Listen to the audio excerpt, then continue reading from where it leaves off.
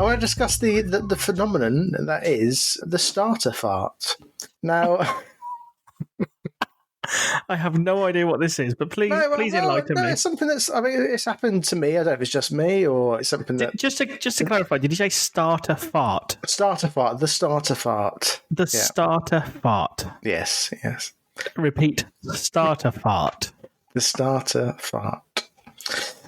So it's the phenomenon that is. So my body has seemed to have trained itself like an alarm clock. That I basically build. I don't know if that's linked to episode 2, my snoring and the way I'm breathing, etc., etc. But I seem to sort of build up a lot of gas, and I get very gassy. And then around 7 o'clock, when my alarm goes off. I just suddenly wake up having a huge starter fart. Okay. That basically starts my day. So I don't know, is that just me? Is that... So your first look is actually... it's your first look discussing the phenomenon that is. Okay. Yeah. Well, I commend you on bringing this to our listeners' attention. Well, I think it's an important topic to discuss. It is. But it absolutely is. Yeah. Is it me on my own, or are there other listeners out there that have the same experience? Well, it's and their partners, you know. It's brave of you. I'm just going to say, Williams, as a fellow man, I commend you for bringing this to the table, and just want you to know that this is a safe space. This is a safe space to talk about your starter farts. Thank you. Now, to comfort you and console you, I can confirm that most mornings when I wake up, I will also do I will pass wind, Williams. I will. Is it a starter fart? So does it wake you up? Are you quite regular? Are you like 6 o'clock, 7 o'clock, 7:30 on the clock every day? Well, I mean that you could say that's not necessarily a bodily function. That's possibly to do with your alarm going off. That you wake up and then your body starts to move. You know, you've been in a tranquil state of sleep, and then you wake up and you're like, and starting to stretch, and it moves the gas bubble. Yeah. So I wouldn't necessarily say it's your body has been timed into it. I'd say it's more to do with the fact that you set your alarm for 6:30 in the morning. Your alarm goes off, and that triggers the body to move. Yeah. So I would say now again, this is where we can throw it open to our lovely listeners. There is probably some biological explanation to why men, and I'm assuming women do. Maybe they just don't do it with such gusto. You know, you're probably like a jet engine rolling over and is, real good starter, whereas women are probably more like. And pardon me, because that's what women do apparently. But I'm sure one of our wonderful listeners can comment on someone's got any sort of science behind it or anything like that as well. That'd be But I imagine it's just because of the sedentary nature of sleep. You just lie there. The body still produces the gas, and then when you wake up in the morning, take a deep breath, and your think more the alarms triggering. It's triggering you to wake up, to.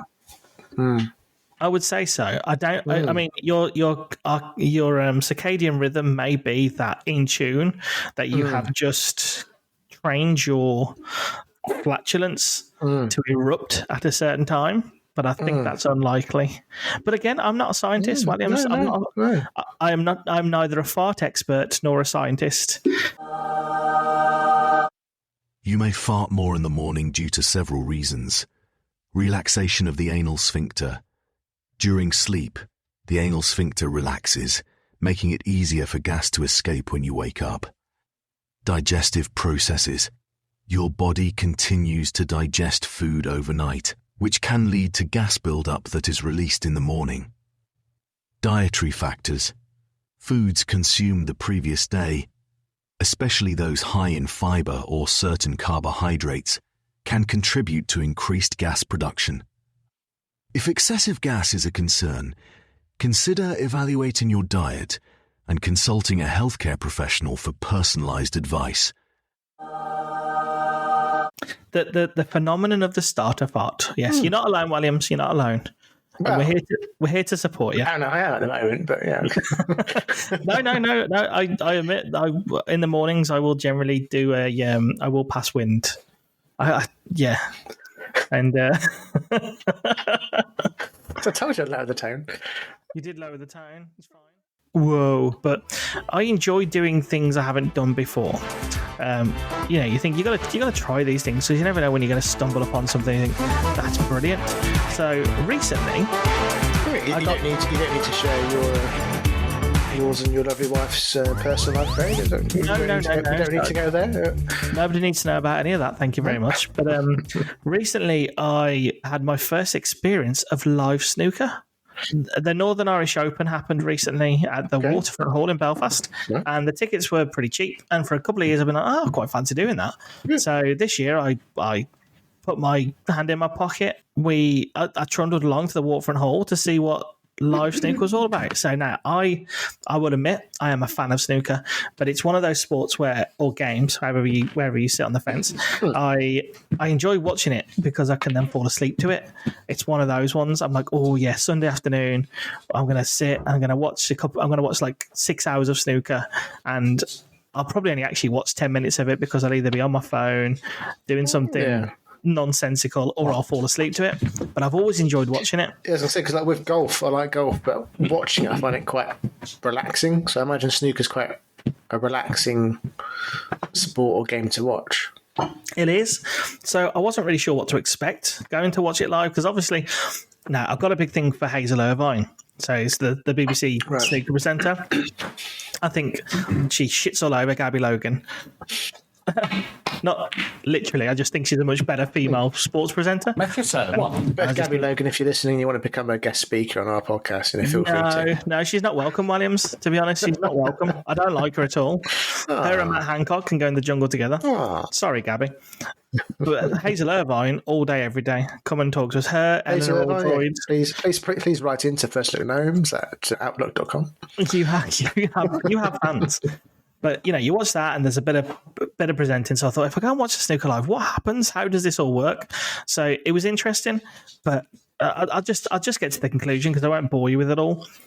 It's a bit shit live. Wow. Yeah, I went and I sat there and there was 3 tables on. And I was like, I wasn't very close. So first of all, I got there an hour late. Because I was an idiot. Because I looked on a website, what sports matches are on to try and see who was playing. I was like, what sports are on what times? And it was like snooker.com or something. And they were obviously in a different time zone, and I worked it out wrong. I was like, I'll get there for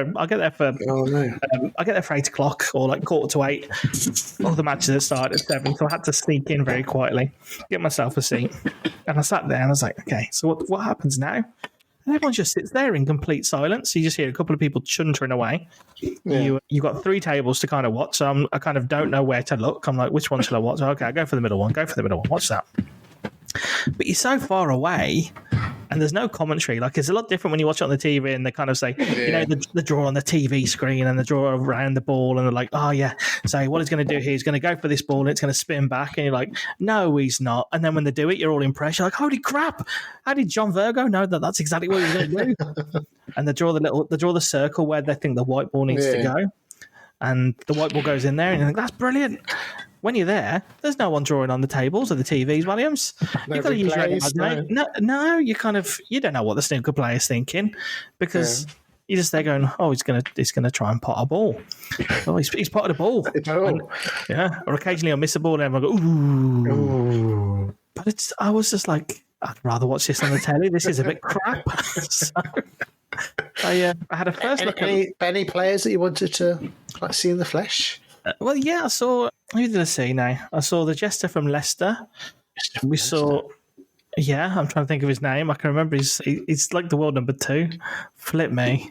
I saw Mark Allen, who eventually went on to win the competition. Mark Selby, that's the jester from Leicester. I beg your pardon. See, that's how impressive it was, Williams. There was 3 tables, and I can remember Mark Allen. I can remember Mark Selby. Sean Murphy. No, that wasn't Sean Murphy. It was another guy. Anyway, Williams, I'm boring myself talking about it. But this is a public service announcement. If you're into snooker, just keep watching it on the telly. Don't go and watch it live. There's not much to do. It's good advice. The people who were there, who were like in a group and stuff, were getting leathered and drinking lots of beer. But again, it wasn't boisterous. You're watching the snooker. So... A pair of Cornish knockers. Oh. Okay. So this is along the line of the blue buttocks that we looked at last time. Cornish knockers. Cornish knockers, yes. I just think, a picture of a pair of Cornish knockers. That's not quite what I expected, Williams. I don't know what you expected, Craig. I was expecting a pair of bounty bosoms. These are actual little creature things. Yes. Please explain. Yeah, so Cornish knockers. I mean, I'll let you sort of read the little blurb on that picture at some point if you can see it or not. Do you want to read it out for the listeners? Yeah, if you can see it, yeah, why not? Yeah. Okay. Do I need to do it in my Norfolk Cornish accent? No, probably not. Okay, I'll just speak normally. Relevant, no. Cornish knockers. Small, thin-limbed creatures with large hooked noses. They knock with their hammers to indicate a vein of ore. So gaining their name... Although friendly to the miners, unlike the German kobolds, they need to be treated with respect. Whistling and swearing often offends them. We're screwed then. And what's that say? And it's not in a very... As a graphic designer, I must say this font is just atrocious. It's quite difficult to read. Offends them, and food or tallow must be left for them or they will become angry. They also dislike the sign of the cross, and so the miners must avoid marking anything with one for fear of annoying the little people. The knockers are close cousins to the Welsh Copelannu. Yeah, I don't know. Copelannu, I don't know. who also inhabit mines. They can still be found in some of the abandoned tin mines, waiting for the shafts to be reopened. Right. There are many tales of these little people in Cornwall. One of the more well-known tells of the dangers of annoying the knockers.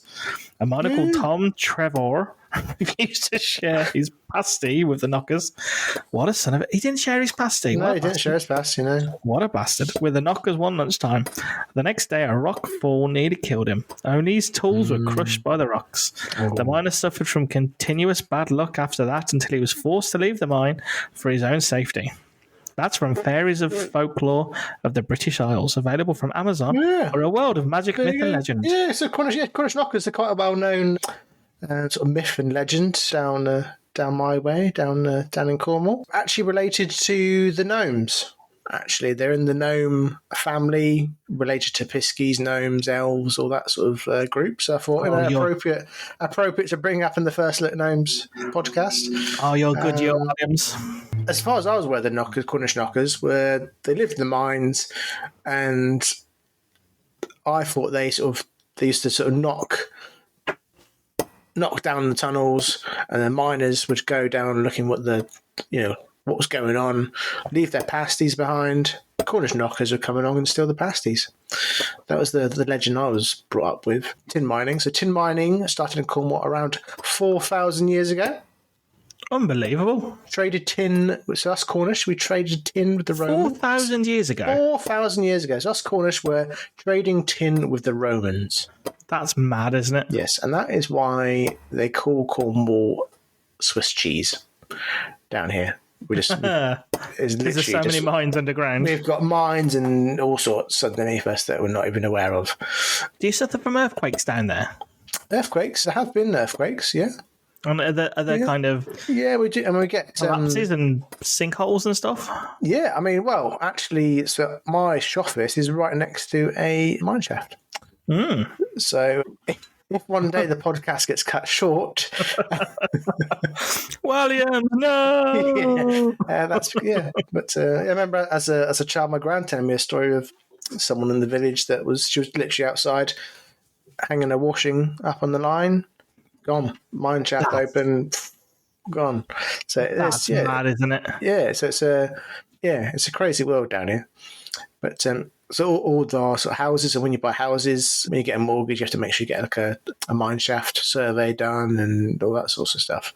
That's crazy. Yeah. What sort of stuff we've got?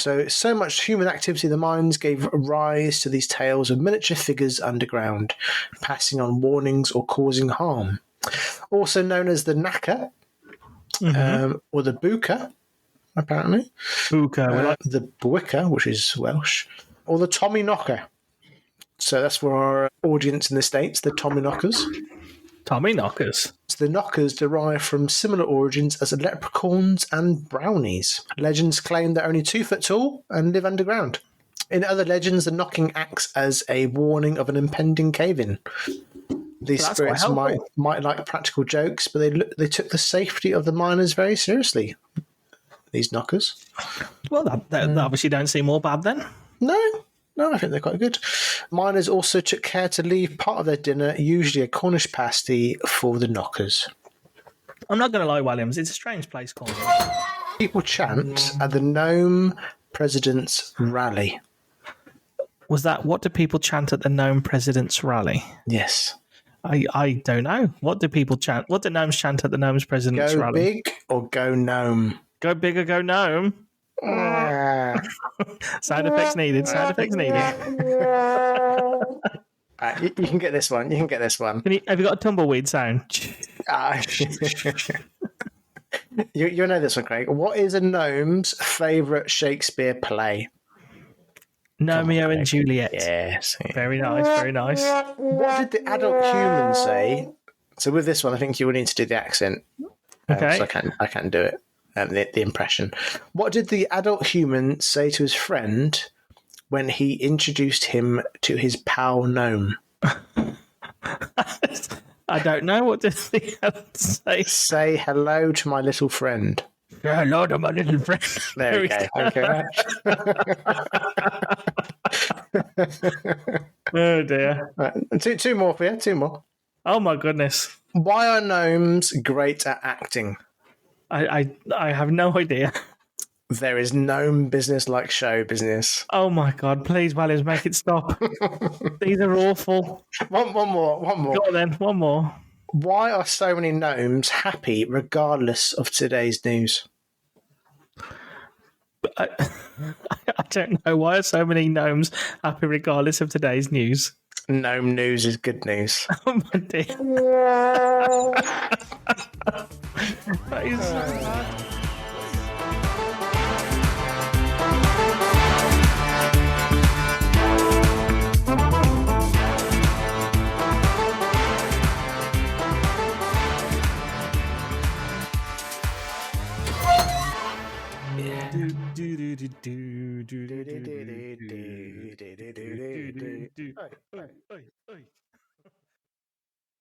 Thank you for delving into the archives to feature on a future episode. Please write in to firstlookgnomes@outlook.com. Don't forget to like, review, follow and subscribe to help grow the show